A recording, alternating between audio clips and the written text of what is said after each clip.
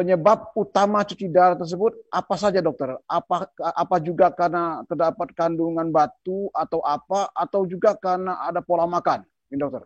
Ini Baik, ini biasanya sekarang ciri khas masyarakat yang peduli dengan kesehatan. Biasanya kalau ada penyakit dia pasti tanya apa penyebabnya. ya, Sampai saat ini penyebab utama cuci darah di Indonesia itu adalah kasus hipertensi yang lama. ya, Nomor 2, kencing manis, diabetes mellitus. Nomor 3, radang ginjal, yaitu orangnya bengkak dari kecil, ya, bengkak ya. kakinya, matanya. Nanti kalau sudah besar, kalau tidak diatasi dengan baik, dia akan mengalami gagal ginjal dan harus cuci darah. Dan yang keempat, itu yang ditanyakan tadi, batu. Batu dan infeksi, batu yang tidak dikeluarkan dalam waktu yang lama. Jadi kadang-kadang kan kita ini kalau ada batu, waktu masih sakit, Mhm. biasanya berobat ke dokter. Kemudian dianjurkan untuk operasi atau dipecahkan melalui laser, ESWL. Tapi biasanya kalau sakitnya sudah hilang, pasiennya tidak datang lagi.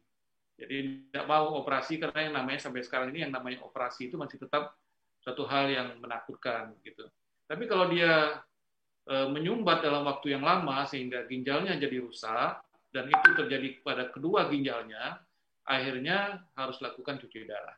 Jadi memang tidak sederhana, oleh sebab itu makanya kita selalu mengatakan mari kita jaga ginjal kita supaya tidak sakit. Karena sampai sekarang masih belum ada orang yang pasar toko yang berjualan ginjal gitu. Jadi Mhm. jadi tetap kalau sakit ya harus diganti gitu ya. Baik. Berarti pemirsa, apa yang dikatakan dokter saya, tidak ada toko yang menjual ginjal. Dokter, tadi Iya, dokter menyebutkan bahwa akut itu tiba-tiba, dokter. iya betul. Jadi Dia serangan tiba-tiba. Itu bisa tiba-tiba itu seperti apa, dokter? begini, eh, memang kadang-kadang kalau saya selalu mengatakan kalau kita nonton sinetron, itu ada istilah di sinetron itu, waduh penyakitnya sudah akut gitu ya. Ya, Jadi sebetulnya istilah itu tidak benar. Akut dan kronik itu menentukan waktu. Kalau akut itu tiba-tiba dalam hari sampai minggu, dan kronik itu dalam bulan sampai tahun begitu. ya, Dan yang tiba-tiba ini sangat berat. Jadi sebagai contoh, kita misalnya yang paling banyak saya kasih contoh itu adalah ibu melahirkan. Karena proses melahirkannya, apakah itu karena kekurangan darah, apakah itu karena infeksi selama kehamilan, apakah itu terjadi keracunan kehamilan yang kita sebut sebagai preeklamsi, itu tiba-tiba 2-3 hari dia sakit, tiba-tiba dia tidak bisa kencing, kencingnya nol, ya. sangat sedikit sekali.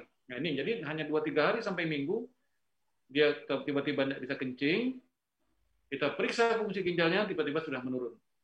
Dalam kondisi seperti ini harus segera kita lakukan cuci darah. Jadi hitungannya itu adalah hitungan hari, jadi bukan hitungan bulan atau tahun.